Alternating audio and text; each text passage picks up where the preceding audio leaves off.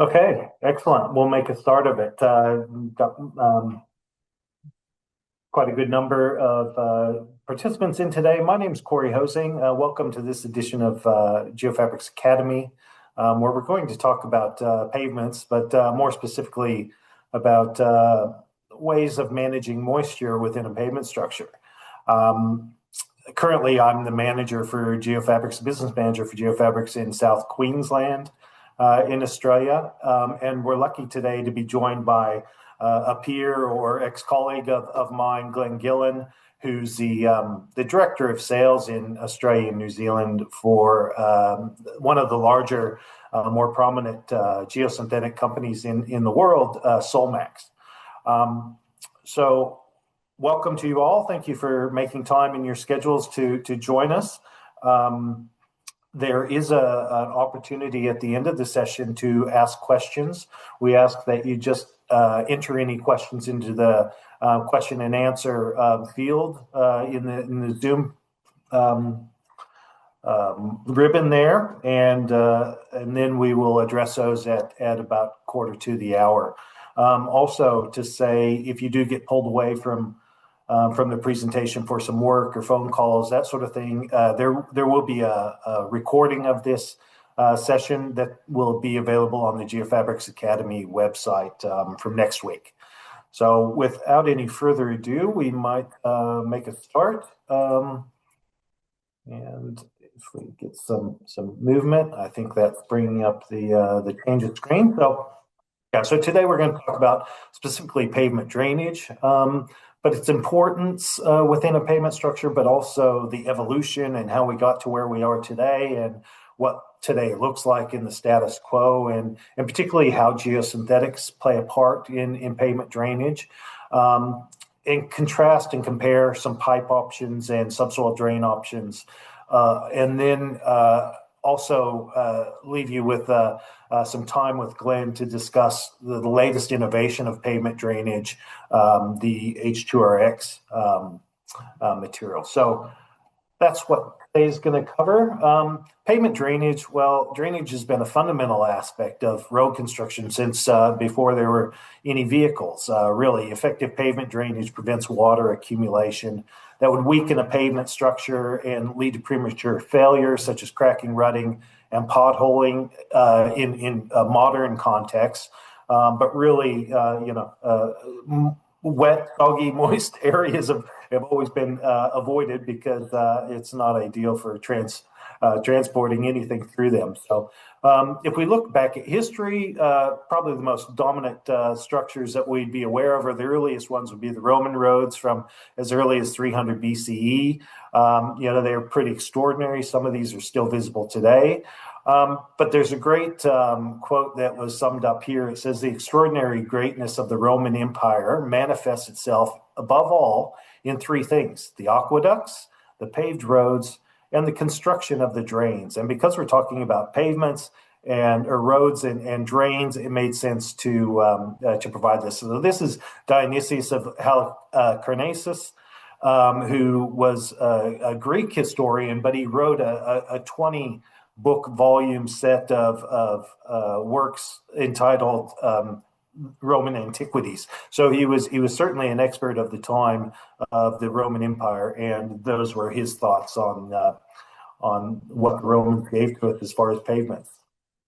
So a typical Roman road, we won't go right into this, but it's interesting to see the fundamentals that contribute to proper drainage. You've got a thick layer compacted sand between the subgrade and the subbase material, but that really predominantly these large edge drains that capture and carry moisture away from the pavement structure. So there's no doubt of the importance of drainage to the Romans, who really sort of developed the first roads in history that we're aware of. But as we move more into modern history, the pavements and roads were really looked at again, or really started to be innovated during the Industrial Revolution, which makes perfect sense. You increase the transportation requirements. because you're trying to move raw materials and finished goods in and out of the cities and these factories. You need more reliable modes of transportation.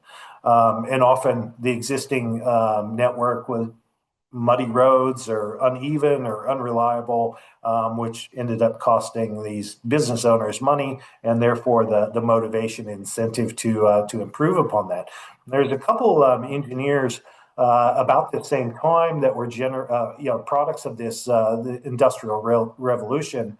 One being Thomas Telford, who came from a poor background, was sort of thrust into an apprenticeship as a stonemason, and then through that found himself learning engineering skills and building roads. So much so that over the course of his life, he designed and constructed more than 1,000 kilometers of roads through the UK. And over 1,200 bridge structures. So he even had some of the upper class contemporaries give him the nickname the Colossus of Rhodes, which is a play on the wonder of the ancient world, the Colossus of Rhodes with the E rather than the A. But so he was very influential in that he, with his stonemasonry background, determined that a foundation of large stones with elevated beds of smaller stones, better compacted, formed into a cambered surface, provided excellent drainage for pavements.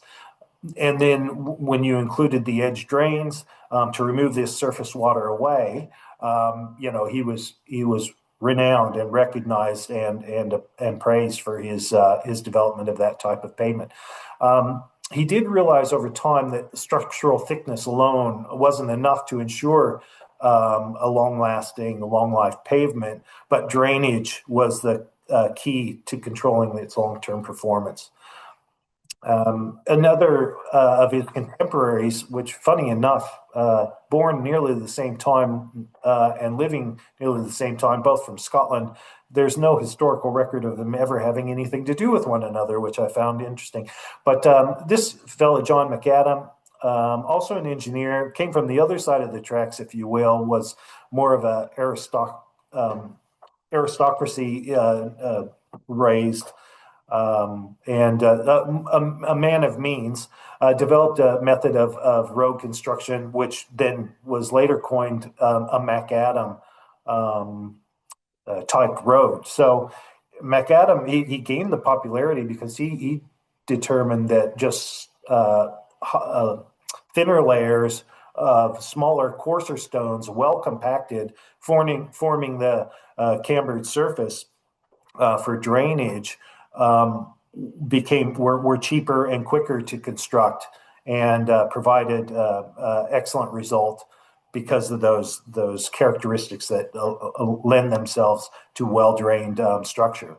But he was known to say that roads ought to be made of materials which will not absorb water and be kept dry by a smooth convex surface so that water may run off immediately. He wasn't a huge proponent of subsoil drains, but he did admit later in life that there were limitations to the McAdam style road, which in wetter climates and certainly through subgrades that were of poor quality. But a bit of trivia on McAdams in a second. The other real development of pavement construction was the adoption of a French drain in the mid-19th century. And I, for a long time, thought that a French drain was a innovation of the French, and we adopted it and used it around the world. But I came to find, no, it wasn't from France at all. It was from Mr. French, who was a lawyer and a judge in Massachusetts. He was also a farmer, and in 1859, beg your pardon, he published a book called Farm Drainage, which had the concept of this drain, which was characterized by a well-graded, sloped trench with a perforated pipe, usually clay, but often even hollowed out wooden logs were used, backfilled with rock or gravel, and then an outlet to carry the moisture away for draining his fields, draining any soil that he had on the farm. Well, we then adopted the use of this type of drain into pavements, and you can still see French drains on roads being constructed today. As we moved into the 20th century, this bit of trivia I was talking about, in the early 1900s, as the Industrial Revolution was producing a lot of coal tar through the production processes, that tar was then introduced into a macadam style road, which gives us the term tarmac. It moved then, as the century progressed, into the petroleum-based tar or bitumen type products, which then sort of superseded that coal tar.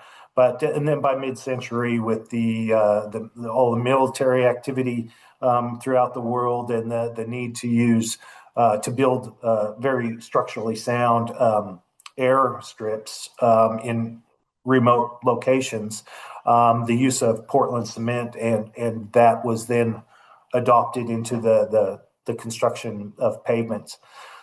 Further along into the century, the 60s through the 80s, it was more the design methods, the establishment of a mechanistic empirical design approach. The organizations in the United States added transport to their nomiker and became ASHTO rather than ASHO. And they really started focusing on better gradation of aggregates and improved compaction as more construction methodologies rather than actually focusing on drainage systems. And then in the late century, it really was a focus on material sciences and, preventative maintenance and, the perpetual idea of a perpetual pavement. But, you'll see what's really left out there or missing there is the method for direct drainage of a pavement. There was one voice through the 20th century, though, Mr. Harry Sedgren, who couldn't, speak more highly of the need for well-drained pavements. He released this book, Seepage, Drainage, and Flow Nets, in the late 60s, I think 67, which is still referenced today, and I think still being published. So interesting to know that there was a voice of reason at the time. I found it interesting, but also humorous to look at the titles of his publications. So there's the book in 1967. In 74, he's saying drainage and highway airfield pavements. 74, water, a key cause of pavement failure. Then poor pavement drainage could cost $15 billion yearly. You can imagine that in 1978, catching some interest. Overcoming psychological hangups is greatest drainage challenge in 1982. Undrained pavements, a costly blunder in 1987. And why all important pavements should be well drained in 1988. Finally, in 1994, at the age of 83, he published America's Pavements, the world's longest bathtubs, which I found quite humorous. You can sort of get this sense of him becoming a grumpy old man and making his thoughts on pavement drainage as clear as he could. I found this quote from his initial work to be very compelling. So I wanted to share it with you. Lateral spreading of loads, as ordinarily assumed, can occur only in well-drained base layers. All theoretical concepts of stress distributions and layered systems depend on intergranular stresses being developed and the assumption that supporting layers are well drained. When structural sections are completely filled with incompressible water, the applied pressures are transmitted downward to the subgrade with little or no reduction in intensity. Under this condition, normally assumed stress distributions are completely nullified. So, it's just that conceptualization of that moisture in your pavement is only amplifying the degradation of the subgrade or any of your structural layers within the pavement, and the importance of giving that moisture a path out of your pavement is essential. So look a little bit closer. That's enough of a history lesson for today. Sorry about the 15-minute diatribe. Water. Why is water a problem? What mechanisms is this moisture causing the issue with the pavement? So this is just to look a little bit closer at where the moisture is coming from. The most obvious path is the surface infiltration through any cracks established in the asphalt layer or concrete layer. Certainly, joins, any construction joins there. You see the new shoulders added to the pavement. Any of those opportunities for surface infiltration are the most obvious.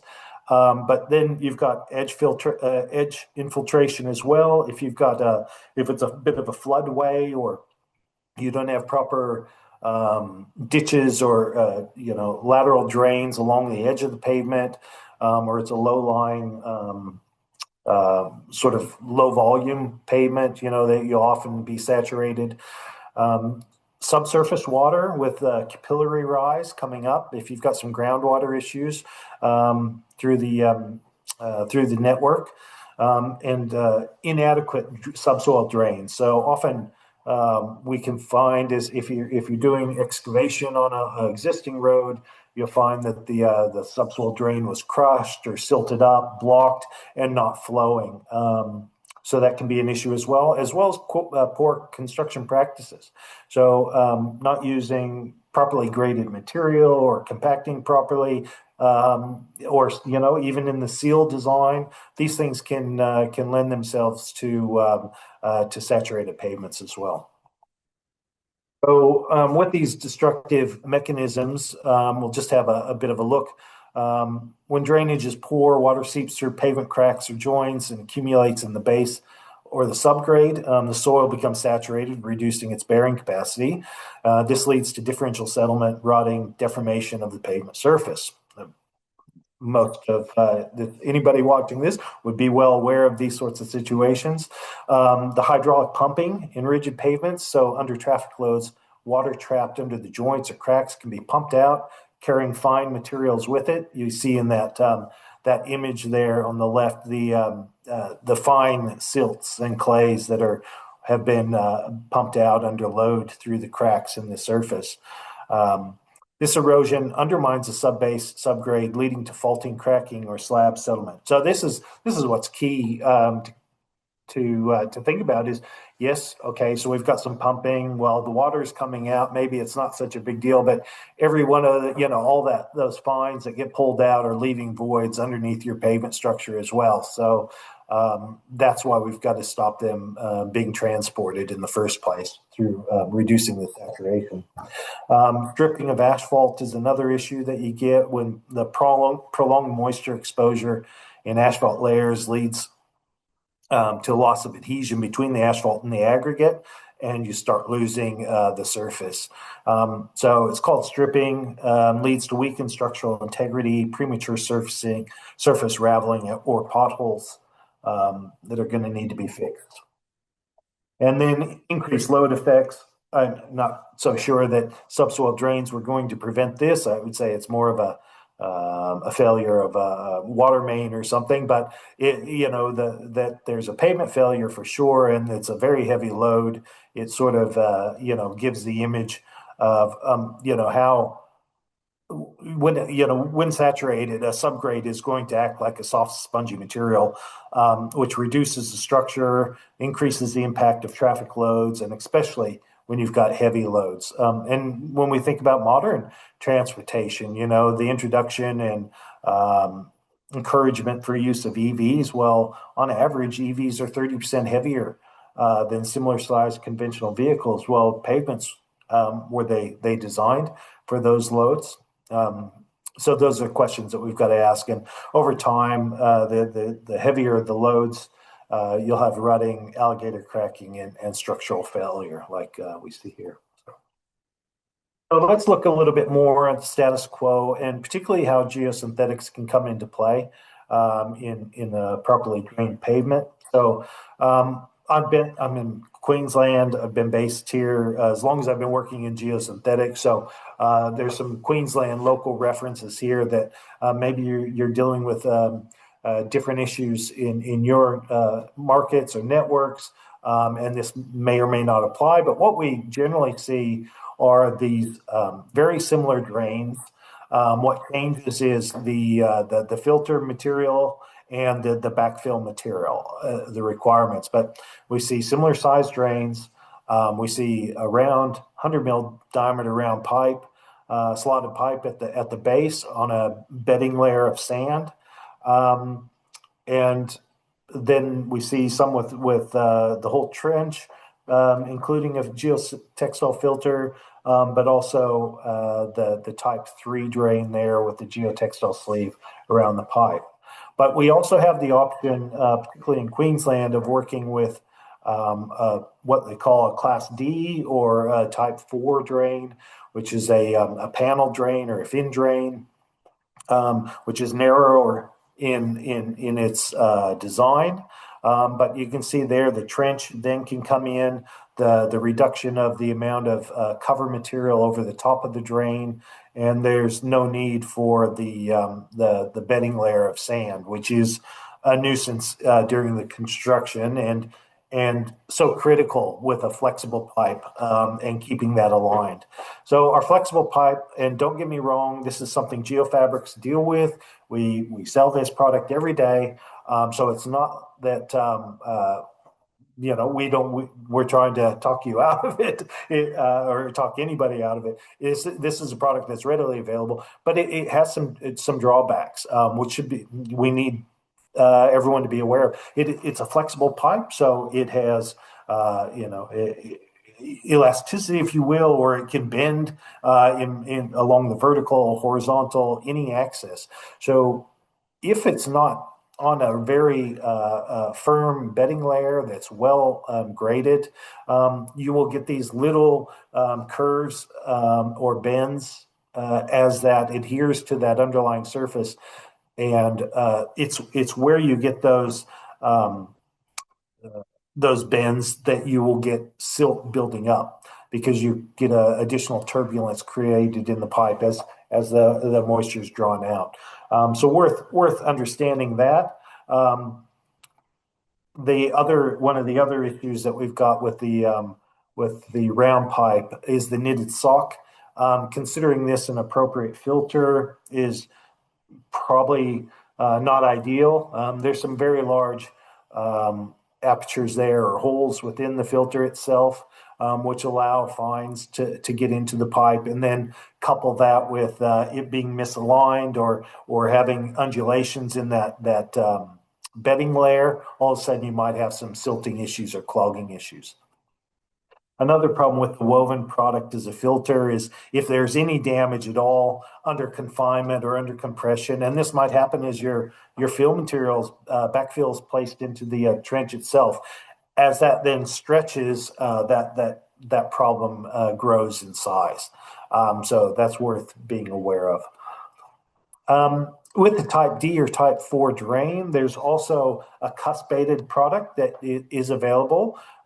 Look, this type of product has its place, but generally it's up against a rigid structure with a load only acting against it horizontally, not vertically. Under vertical compression, using a product like this, the product itself has no structural spine, if you will. It relies on that geotextile sleeve to hold it erect and minimize any loss of flow. But as we can see there, under a pretty modest load, you've got considerable deformation of the pipe and reduction in that flow capacity. The product that we make in Australia, it's another option for you anywhere in Southeast Asia. It's one of the biggest products that we export is the Mega Flow. So it's a locally manufactured from 100% HDPE recycled material, which is sourced locally as well. Comes in multiple sizes. The sizes appropriate to Queensland main road specifications are the 170 mil and the 300 mil. For pavement drainage, it's a 300 mil that conforms to the specification. It can be installed vertically and horizontally. Very high compressive strength, both horizontally and the vertical stiffness, minimizing deflection. Less deflection than 5%, even under 1,000 kPa load. So it very structurally sound pipe. And the other thing about it is it doesn't flex in that along that vertical axis. So even if you have a poorly constructed trench, that the megaflow pipe would bridge those voids beneath it. So, and can provide significant savings. But really, this is about performance and finding the best product to drain your pavement. Another aspect here is the catchment area of the pipe through its design is 3 times that of a round pipe. Is basically all that slide it's getting. I'm speeding up a little bit so we don't miss out on Glenn. The other issue with aspect to Megaflow is a proper geotextile filter, which is essential. If you're transporting fine materials from your pavement, they're no longer in your pavement, and you now have voids in your pavement. So to keep all those fines from being washed away, it's important to have a proper geotextile around your drainage pipe. This is just an image which I think provides a good example of how what they're doing there is they're creating filtration around the trench to keep their backfill material clean, but they're also have a proper megaflow pipe with a proper non-woven geotextile filter around as a sleeve, to act as a filter for the pipe as well. So that's good practice there. If we compare side by side the megaflow versus a round pipe, the image on the left hand side for me, I suppose it would be for you as well, demonstrates a pavement which had a megaflow pipe on one side and a traditional Aggie drain on the other side, and we can see the reaction time. A lot of people compare pipes by their flow rate. But really, it's the infiltration rate. How fast does the water get into the pipe? The pipe will more than likely be able to channel it away. It just needs to get it in. So we can see the reaction is much quicker with the megaflow. In about 2 hours, it's hit its peak at about 1,600 liters per hour, where the round pipe takes a good hour for it to really start showing some response. And then that's limited to about 1,000 liters per hour. So the megaflow is responding quicker, extracting more water, and then finishing earlier.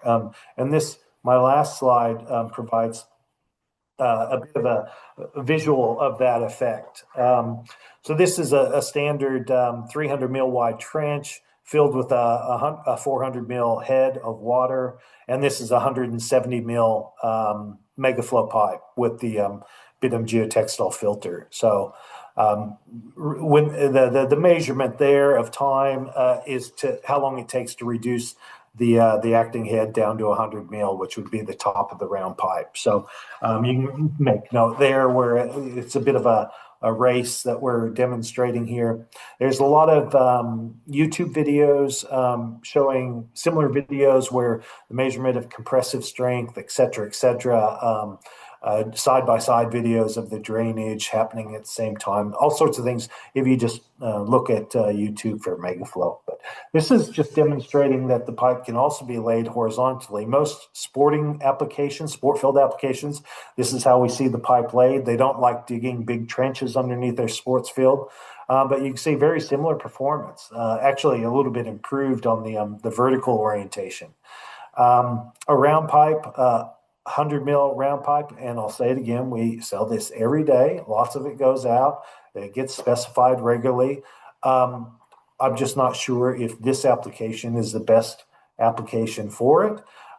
As we can see, that head moving down, but really also to take notice of the flow, because very often these subsoil drain pipes are compared by their flow rate. Sure, if we placed a high velocity or high volume hose at the back end of this, and we're just blasting water through the pipe, it's going to be able to transport higher volumes of water than the megaflow. But it really comes down to that infiltration and how fast water can get into the pipe. And there's 10 times a clear water opening in a megaflow pipe per length as there is in a round pipe.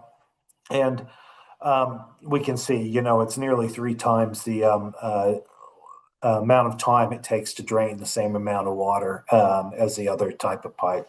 So the other question that we will get asked often, well, what if I go a larger round pipe? And there is 160 mil diameter round pipe on the market. But what we see as we do this experiment is that takes even longer than the 100 mil diameter pipe. You can see with those jets of water coming in how limited it is in its infiltration. So I can't remember exactly, but this is well over a minute, probably about a minute 20 or something before it completes. So we'll leave it at that. You get the impression. If you want to see more of those sorts of videos, please look at Megaflow on YouTube. But really, the reason for today is to say there is a brand new innovation in pavement drainage. It's something that's never been seen before. It's a real opportunity. And I hope if I could share anything today, it was an understanding of how important pavement drainage is. And without any further ado, I will hand over to my peer, Glenn, and let him talk to you about Merafi H2RX. Thanks, Glenn. Many thanks, Corey. It was very interesting. The history of pavements dating back to the Roman Empire was very interesting. So thanks, Corey. My talk here is probably not as far in length, but if we certainly looking forward a long duration, talking about building 100-year pavement foundations, is what we'll sort of focus on here, and it'll tie into the points that Corey raised in terms of drainage and getting the water out of pavements and understanding how damaging water is, and rainwater and water infiltration into the structural elements of pavements and how damaging they can be is what we'll focus on. So we know you don't have to drive very far to find a pothole, particularly in the winter months that we're facing at the moment. I'm down in Melbourne, so it's particularly cool. The climate's down here, and the pavements remain wet through the winter months and don't have the ability to dry out due to the lack of sunshine or duration of sunshine. So we know the infrastructure is aging and it's in urgent need of long-term solutions. And we know councils and local governments always have a battle with budgets, and they never get enough budget or enough funds to do all the road maintenance that they would like to do. So they constantly have this battle of giving a lick of paint to certain roads and then leaving ones for another year or another time. And then there's this perpetual underinvestment that leads to a weakening of the road network, and then the methods we're using in this day and age fail to deliver the durability and cost efficiency. There was some statistics on this slide here that's really tried to capture some of the sources I've looked at to really try and capture the cost to individual road users in terms of wear and tear on their vehicles or insurance claims and all these sorts of costs that come up to the individual. But in aggregate to that, or in addition to that, also the lost time and fuel and the funding gap to modernise the infrastructure. And if all the roads were to be repaired, we're looking at a very significant sum that a government would have to invest, which is very difficult for them to do. So what's the solution? We really need to look at building longer term pavements and ones that survive a 100-year lifespan, or designed for a 100-year lifespan, so that they do have the durability. And I suppose tying into Corey's presentation, we haven't just been doing this for a short period of time. Roads have been being constructed for many hundreds of years in different ways, shapes and forms, and perhaps what's gone on the road has changed in more recent times. And even tying in with his comments about electric vehicles, they're sort of changing again, and loads are getting heavier. So I don't think there's going to be any reduction in load or magnitude and quantity of vehicles on a road.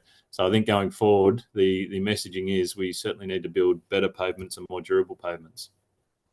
And this isn't just a problem for Australia. So they face similar challenges in the US. So the US Transportation Board has given a vision to design 100-year pavements going forward, and their main focus is on focusing on optimizing subgrade conditions and drainage in particular. So again, tying into the theme of this presentation. So Australia needs to follow suit, and what I'm glad to say is this is now possible. We do have the ability to design pavements in this way, shape and form. So the main causes of pavement failure are subgrade soil intrusion, and Corey touched on most of these, where the migration of the fine grained soil can come up, so you can have that pumping of the hydraulic pumping coming up through the pavement, which you sort of see in this image here. Mixing of the pavement layers, you can have weak subgrades with low CBRs, you can have differential settlement where different areas will settle at different rates, and wet subgrades with poor drainage. So what have we got to solve each of these problems? Well, there's different products, particularly in the Geofabrics range. They've got solutions for all of these rows in this table here. And we've got the failure modes in the columns along the top. So if you start at the top one, if we look at a non-woven geotextile that Geofabrics manufacture here in Australia, they're pretty good at, or very good at, filtration and separation, but they don't do a lot for differential sediment, or if you've got a low CBR, and certainly do nothing for wet subgrades. A woven geotextile can have a wider range of functions and solve abilities to solve failure modes. And there's a wide range of quality and type in woven geotextiles, so you've got to find the right one, obviously. But they can do filtration, separation, but they can also do solve differential settlement and low CBR functions. But again, they can't do anything to get the water out. A geogrid and a geocell, again, feature heavily in the Geofabrics range for certain applications. Now, they're good in a certain function for reinforcement in terms of differential settlement and addressing a low CBR value, but they don't do anything for filtration and separation. Then innovation came along and someone came up with a good idea of sticking the two together, a non-woven geotextile and a geogrid. And this was, again, solved many problems, which allowed the filtration separation functions to be solved as well as the reinforcement functions. But still, there was no way of getting the water out. So imagine if there was a product that could do all 5 of these functions, how useful it would be. So then the question arises, well, don't Aggie drains do that? Isn't that the function of an Aggie drain, to drain the water out of the pavement? And I'll just have you think about this for a little while, because it took me a while to get my head around it. Is when it rains and our subgrades become saturated, they fill up from the bottom, obviously gravity fed. So what happens when the pavement is saturated? And as Corey showed in the videos there, that it can take a long time for the water to get into the round pipe before it can then drain away. So if it takes a long time for the water to get into the pipe, what happens in the situation where the moisture sits in the pavement? What happens to the bearing capacities and the subgrade strengths while this moisture sits within the pavement? What reduction in strength do we get? And how many roads are damaged and failing due to this persistent moisture that stays within the pavement and isn't able to escape? So what's the solution? Well, Solmax has innovated this new product called Merafi H2RX, which does the function of filtration. It also has a function of reinforcement, plus it now also has moisture management capabilities. So it gets the water out of the pavement. How it does this is by incorporating wicking fibers within the cross-section of the geotextile to allow a drainage path for the moisture to escape from the subgrade of the pavement.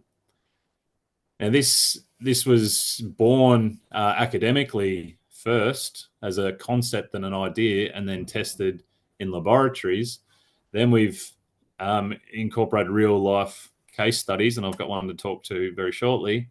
Then, in addition to that, we've also commissioned Griffith University up in Queensland to perform lab testing under real-world pavement conditions to directly show the benefits of this product and how it performs, and then created consideration of moisture capabilities and what happens and how can you quantify and design for and designed with a pavement to have water, or what are the damaging effects of the moisture within the pavement, and then how can they be removed. So this is an example here that we see quite often and has been the topic of discussion here. You start with a pavement looks like this, and we know it's got to be repaired. So this is a local case study up in Yeppoon in Queensland, where the Livingstone Shire Council undertook the project because they had soft surface cracking, soft subgrade, and it was highly saturated below. So they decided to use the new product, Merafi H2RX, so this is manufactured by Solmax, and perhaps I'll just touch on how I sort of tie in with what Corey's talking about.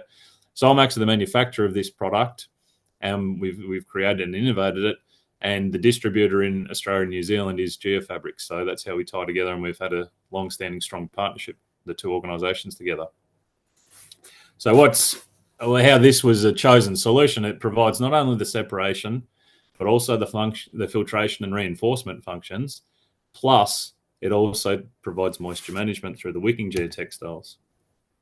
This is what the product looks like. This is during the installation phase of the product. So it looks like it performs, it functions, it's installed like any other geotextile or geogrid that might be installed in a pavement or has traditionally been installed. So there's it's no more difficult, it's no more complex to use. It's very simple, it's very straightforward to use, effectively rolled out, standard overlaps in a roof tile method, and it allows the ability for moisture to wick in both directions, through the machine direction along the length of the roll and also across the roll as well. What's recommended is when it's installed is to, as Corey touched on the Megaflow product, in this example, they used Megaflow as road edge drainage to pick up the moisture that was wicked through the subgrade of the pavement, was collected on the edge to transport that moisture away. So how this was a very innovative solution, and resulted in a very smooth, well-constructed road at the end of the day that's in great shape to this day. It provided the essential functions of filtration, plus also reinforcement, plus also moisture management to create a finished flawless pavement that would be durable for decades to come. So in the final conclusion, we're trying to draw a shift toward a durable pavement. And we see it as critical, and now it's economically possible. Merafi H2RX supports the vision of 100-year pavements through better subgrade design.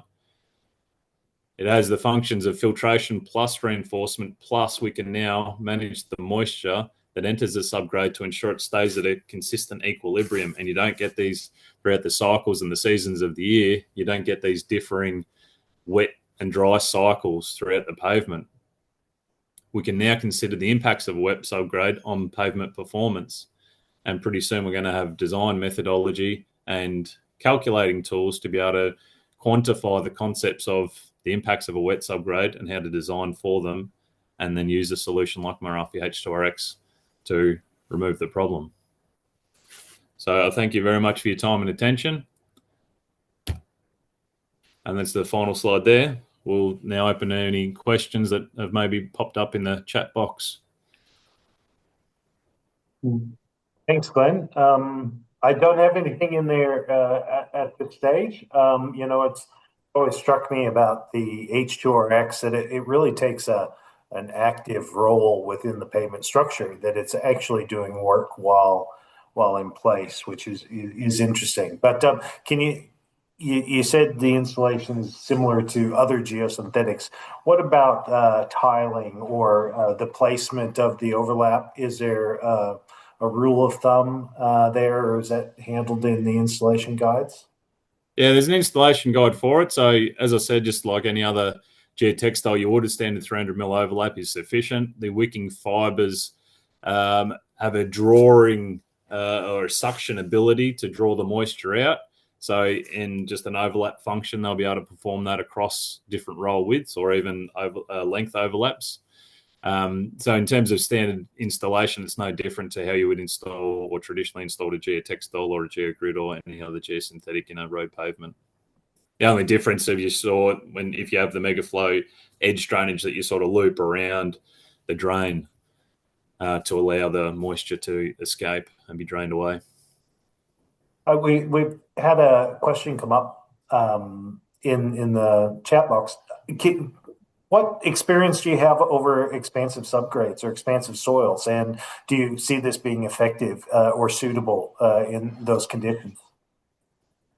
Yeah, I would say certainly one of the huge benefits of this product is it maintains a consistent equilibrium.